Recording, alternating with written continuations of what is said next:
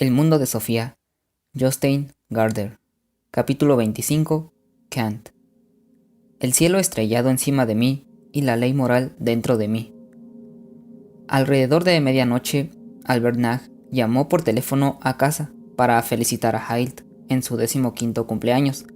La madre cogió el teléfono. «Es para ti, Hilt». «Soy papá». «Estás loco, son casi las 12. Solo quería felicitarte.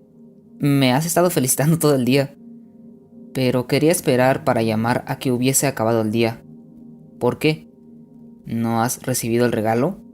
«Ah, sí, muchísimas gracias». «No me tortures. ¿Qué te ha parecido?» «Impresionante. Casi no he comido en todo el día». «Tienes que comer». «Sí, pero es tan emocionante». «¿Hasta dónde has llegado?» «Me lo tienes que decir, Hilt». «Entraron en la cabaña del mayor porque tú empezaste a incordiarles con aquel monstruo marino». La ilustración. «Y Olympe de Gouges».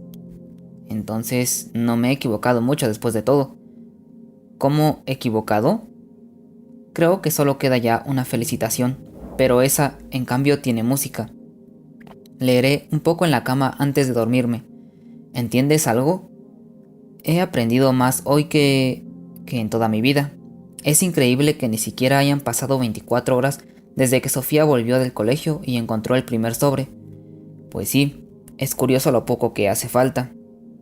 Pero ella me da un poco de pena». «¿Quién? ¿Mamá?» «No, Sofía, claro». «Ah». Está completamente desconcertada, la pobrecita. Pero ella solo es... quiero decir... ¿Quieres decir que simplemente es alguien inventado por tú?» «Algo así, sí. Yo creo que Sofía y Alberto existen». Hablaremos más cuando llegue a casa». «Vale. Que tengas un buen día». «¿Qué has dicho?»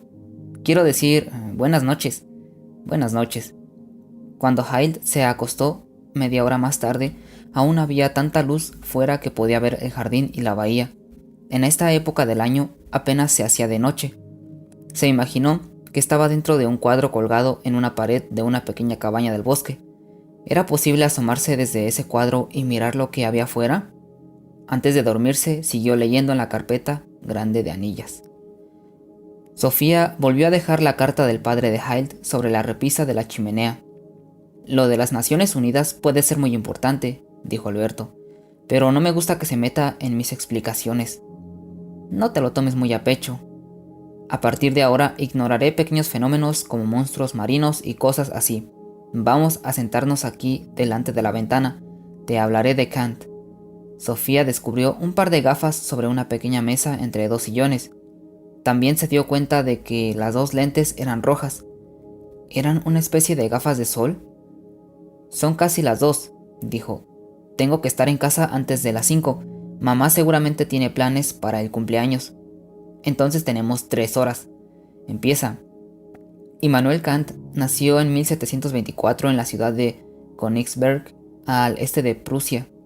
Era hijo de un guarnicionero. Vivió casi toda su vida en su ciudad natal, donde murió a los 80 años. Venía de un hogar severamente cristiano. Muy importante para toda su filosofía fue también su propia religiosidad. Para él, como para Berkeley, era importante salvar la base de la fe cristiana. De Berkeley ya he oído bastante, gracias. De todos los filósofos de los que hemos hablado hasta ahora, Kant fue el primero que trabajó en una universidad en calidad de profesor de filosofía. Es lo que se suele llamar un filósofo profesional. ¿Filósofo profesional? La palabra filósofo se emplea hoy en día con dos significados algo distintos. Por filósofo se entiende ante todo una persona que intenta buscar sus propias respuestas a las preguntas filosóficas. Pero un filósofo también puede ser un experto en filosofía, sin que él o ella haya elaborado necesariamente una filosofía propia. ¿Y Kant fue un filósofo profesional? Era ambas cosas. Si solamente hubiera sido un buen profesor, es decir, un experto en que los pensamientos de otros filósofos, no habría llegado a ocupar un lugar en la historia de la filosofía. Pero también es importante tener en cuenta que Kant tenía profundos conocimientos de la tradición filosófica anterior a él. Conocía a racionalistas como Descartes y Spinoza, y a empiristas como Locke, Berkeley y Hume. Te dije que no me volvieras a mencionar a Berkeley. Recordemos que los racionalistas pensaban que la base de todo conocimiento humano está en la conciencia del hombre, y recordemos también que según los empiristas, todo el conocimiento del mundo viene de las percepciones. Además, Hume señaló que existen unos límites muy claros para las conclusiones que podemos sacar de nuestras sensaciones. ¿Con quién de ellos estaba de acuerdo Kant? Opinaba que ambos tenían algo de razón, pero también opinaba que los dos se equivocaban en algo. Lo que les ocupaba a todos era: ¿qué podemos saber del mundo? Esta pregunta filosófica era común en todos los filósofos posteriores a Descartes. Se mencionaron dos posibilidades. ¿El mundo es exactamente como lo percibimos? ¿O es como se presenta a nuestra razón? ¿Y qué opinaba Kant? Kant opinaba que tanto la percepción como la razón juegan un importante papel cuando percibimos el mundo, pero pensaba que los racionalistas exageraban en lo que puede aportar la razón, y pensaba que los empiristas habían hecho demasiado hincapié en la percepción. Si no me pones pronto un buen ejemplo, todo queda en simple palabrería. En principio, Kant está de acuerdo con Hume y empiristas en que todos nuestros conocimientos sobre el mundo provienen de las percepciones, pero, y en este punto les da la mano a los racionalistas, también hay en nuestra razón importantes condiciones de cómo captamos el mundo a nuestro alrededor. Hay ciertas condiciones en la mente del ser humano que contribuyen a determinar nuestro concepto del mundo. ¿Eso ha sido un ejemplo? Hagamos mejor un pequeño ejercicio. Coge esas gafas que están en la mesa. Muy bien. Y ahora póntelas. Sofía se puso las gafas. Todo se coloreó de rojo a su alrededor. Los colores claros se volvieron color rosa y los colores oscuros se volvieron rojo oscuro. ¿Qué ves? Veo exactamente lo mismo que antes, solo que todo está rojo. Eso es porque las lentes ponen un claro límite a cómo puedes percibir la realidad. Todo lo que ves proviene del mundo de fuera de ti, pero el cómo lo ves también está relacionado con las lentes, ya que no puedes decir que el mundo sea rojo aunque tú lo percibas así. Pues claro que no.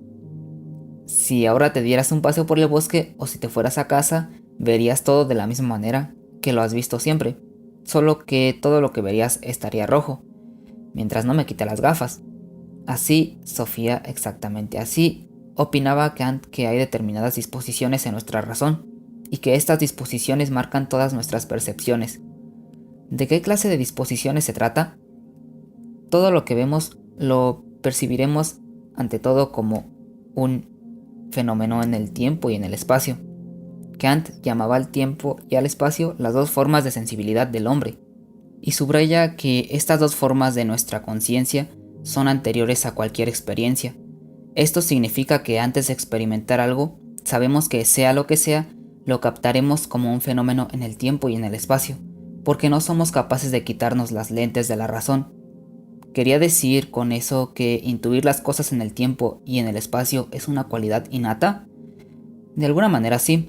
Lo que vemos depende además de si nos criamos en Groenlandia o en la India, pero en todas partes experimentamos el mundo como procesos en el tiempo y en el espacio. Es algo que podemos decir de antemano. ¿Pero no son el tiempo y el espacio algo que está fuera de nosotros? No. La idea de Kant es que el tiempo y el espacio pertenecen a la constitución humana. El tiempo y el espacio son ante todo cualidades de nuestra razón y no cualidades del mundo. Esta es una nueva manera de verlo. Quiere decir que la conciencia del ser humano no es una pizarra pasiva que solo recibe las sensaciones desde fuera.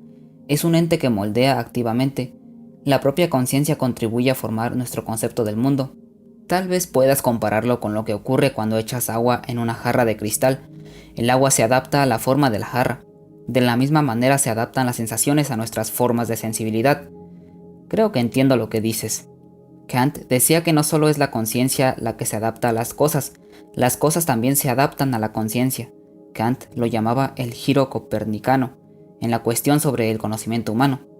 Con eso quería decir que la idea era tan nueva y tan radicalmente diferente a las ideas antiguas, como cuando Copérnico había señalado que es la Tierra la que gira alrededor del Sol y no al revés. Ahora entiendo lo que quería decir cuando decía que tanto los racionalistas como los empiristas tenían algo de razón. En cierta manera, los racionalistas se habían olvidado de la importancia de la experiencia, y los empiristas habían cerrado los ojos a cómo nuestra propia razón marca nuestra percepción del mundo. y la propia ley de causa-efecto, que en opinión de Hume no podía ser percibida por el ser humano, forma parte, según Kant, de la razón humana. Explica. Te acordarás de que Hume había afirmado que solo es nuestro hábito el que hace que percibamos una conexión necesaria de causas detrás de todos los procesos de la naturaleza. Según Hume, no podíamos percibir que la bola negra de billar era la causa de que la bola blanca se pusiera en movimiento. Por lo tanto, tampoco podemos afirmar que la bola negra siempre pondrá a la bola blanca en marcha. Me acuerdo. Pero justamente eso, que según Hume no se puede probar, Kant lo incluye como una cualidad de la razón humana. La ley causal rige siempre y de manera absoluta, simplemente porque la razón del hombre capta todo lo que sucede como una relación causa-efecto. Yo prefiero creer que la ley causal está en la misma naturaleza y no en los seres humanos. La idea de Kant es que al menos está entre nosotros. Está de acuerdo con Hume en que no podemos saber nada seguro sobre cómo es el mundo en sí, solo podemos saber cómo es para mí, es decir, para todos los seres humanos. Esta separación que hace Kant entre das Ding an sich y das Ding für mich, la cosa en sí y la cosa para mí, constituye su aportación más importante a la filosofía. No soy muy buena en alemán. Kant hizo una clara separación entre la cosa en sí y la cosa para mí. Nunca podremos saber del todo cómo son las cosas en sí, solo podemos saber cómo las cosas aparecen ante nosotros. En cambio, antes de cada experiencia podemos decir algo sobre cómo las cosas son percibidas por la razón de los hombres. ¿Podemos? Antes de salir por la mañana no puedes saber nada de lo que vas a ver o percibir durante el día, pero puedes saber que aquello que veas y experimentes lo percibirás como un suceso en el tiempo y en el espacio. Además, puedes estar segura de que la ley causal rige simplemente porque la llevas encima, como una parte de tu conciencia. ¿Pero podríamos haber sido creados distintos? Sí, podríamos haber tenido otros sentidos, y otro sentido del tiempo y otra percepción del espacio. Además, podríamos haber sido creados de manera que no hubiéramos buscado las causas de los sucesos de nuestro entorno. ¿Tienes algún ejemplo? Imagínate un gato tumbado en el suelo. Imagínate que una pelota entra en la habitación. ¿Qué haría el gato en ese caso? Lo he visto muchas veces, el gato correría detrás de la pelota. De acuerdo. Imagínate luego que eres tú la que está sentada en una habitación y que de pronto entra una pelota rodando. ¿Tú también te irías corriendo detrás de la pelota? Antes de hacer algo, giraría la cabeza para ver de dónde viene la pelota. Sí, porque eres una persona y buscarás indefectiblemente la causa de cualquier suceso. La ley causal forma parte, pues, de tu propia constitución. ¿Eso es verdad? Hume había señalado que no podemos percibir ni probar las leyes de la naturaleza. Esto le inquietaba a Kant, pero pensaba que sería capaz de señalar la absoluta validez de las leyes de la naturaleza, mostrando que en realidad estamos hablando de las leyes para el conocimiento humano. ¿Un niño pequeño daría la vuelta para averiguar quién ha tirado la pelota? Tal vez no, pero Kant señala que la razón en un niño no se desarrolla totalmente hasta que no tiene material de los sentidos con el que trabajar. En realidad, no tiene ningún sentido hablar de una razón vacía. No, sería una extraña razón. Entonces podemos hacer una especie de resumen. Según Kant, hay dos cosas que contribuyen a cómo las personas perciben el mundo. Una son las condiciones exteriores, de las cuales no podemos saber nada hasta que las percibimos. A esto lo podemos llamar el material del conocimiento. La segunda son las condiciones internas del mismo ser humano, por ejemplo, el que todo lo percibimos como sucesos en el tiempo y en el espacio, y además como procesos que siguen una ley causal inquebrantable. Esto lo podríamos llamar la forma del conocimiento. Alberto y Sofía se quedaron sentados mirando un instante por la ventana. De pronto Sofía vio a una niña que apareció entre los árboles al otro lado del lago. «Mira», dijo Sofía. «¿Quién es?» «No lo sé». Apareció solamente durante unos instantes, luego desapareció. Sofía se dio cuenta de que llevaba algo rojo en la cabeza. «De todas formas, no debemos dejarnos distraer por cosas así». Continúa entonces. Kant también señaló que está claramente delimitado lo que el hombre puede conocer mediante la razón. Podríamos decir quizás que las lentes de la razón ponen algunos de esos límites. ¿Cómo? ¿Recuerdas que los filósofos anteriores a Kant discutieron las grandes cuestiones filosóficas? Por ejemplo, si el hombre tiene un alma inmortal, si hay un Dios, si la naturaleza está formada por partículas pequeñas indivisibles o si el universo es finito o infinito? Sí. Kant pensaba que el ser humano no puede obtener conocimiento seguro sobre tales cuestiones, lo cual no significa que rechace ese tipo de planteamientos. Al contrario, si hubiera rechazado esas cuestiones sin más, no podríamos considerarlo un auténtico filósofo. Entonces, ¿qué hizo? Tienes que tener un poco de paciencia. Cuando se refiere a las grandes cuestiones filosóficas, Kant opina que la razón opera fuera de los límites del conocimiento humano. Al mismo tiempo es inherente a la naturaleza del hombre, o a su razón, una necesidad fundamental de plantear precisamente cuestiones de ese tipo.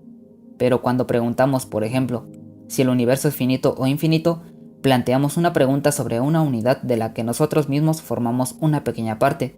Por lo tanto, jamás podremos conocer plenamente esa unidad. ¿Por qué no?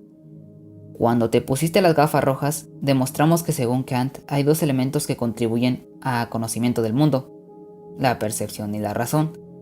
Sí, el material de nuestros sentidos nos viene a través de los sentidos, pero el material también se adapta a las cualidades de la razón.